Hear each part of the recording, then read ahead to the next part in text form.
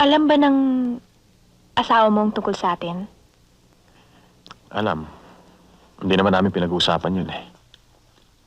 Hanga rin ako dyan sa asawa mo. Kung ako yun, hindi ko makakaya.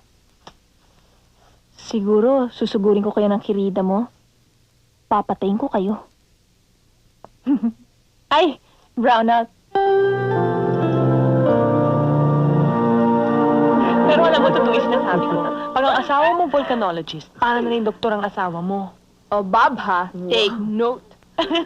Pag umangal ang bulkan, kahit na anong oras kailangan ng tumakbo para puntahan ito. Kirida ka lang, yung bulkan ng asawa. Ay, ayoko nga ng ganyan. Pag nag-asawa ako, gusto ko yung sunod-sunod sa akin. Parang aso. Yung...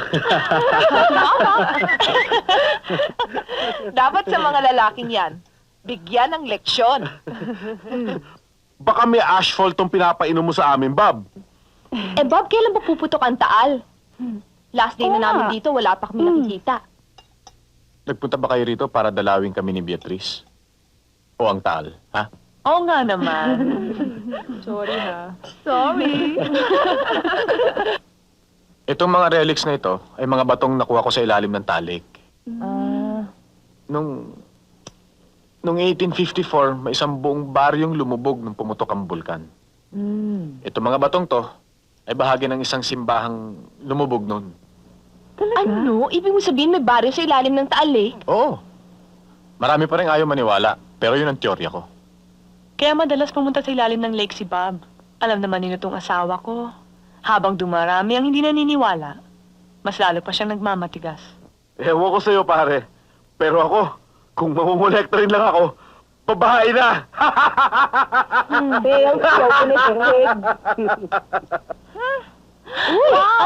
Ilaw! Ilaw na! Actually, telephoto lens yan mula sa malayo eh. Medyo crude lang. Hindi ako mahusay na photographer eh.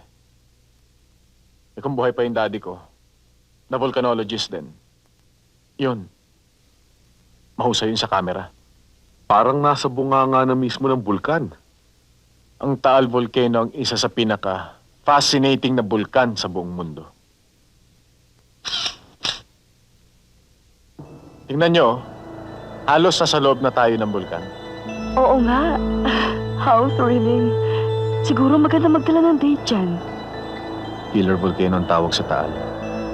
Dahil itong pinakamadalas na pumutok na bulkan sa Pilipinas. Traitor ang bulkan na to. Hindi ako masaya kay Bob. Iba't mo ba kasi pinapayagan? Paano mo ba natitiis yan? Kanina habang pinagmamasdan ko yan sa lamesa, gusto kong sabihin sa kanya, "You hypocrite! Demonyo ka! Ba't mo ba pinagtataksilan yung kaibigan ko? Eh, ang bait-bait yan!" Lilipas din yan. Hindi rin sila magtatagal ng babaeng yun. Paano mo na sigurado? Ganun naman talaga mga lalaki, hindi ba? May kilala ka bang Filipino husband na hindi nangaliwa? At saka, kung hindi ito mangyayari sa akin ngayon, mangyayari din sa akin sa ibang araw. Ayan, ipinagtanggol mo pa. Kaya ka para nagmamartir dito sa Talisay nang wala namang monumento. Kagaya niyan, sabi niya, ayaw kanya magkaanak. Ano ba naman? 3 taon na kayong kasal! Napaka-selfish niya! Siyempre, gusto mo rin magkaanak. Nag-e-expect kasi siya ng grand vizier eh. Gusto niya ako isama. Kaya di rin ako pwede mabuntis. Basta, ha? Naku, kung gusto mo itong asawa mo, patawag mo lang ako. Ako talagang atat na akong turuan to ng leksyon eh. Atat na akong turuan to ng leksyon kung paano magmahal ng asawa.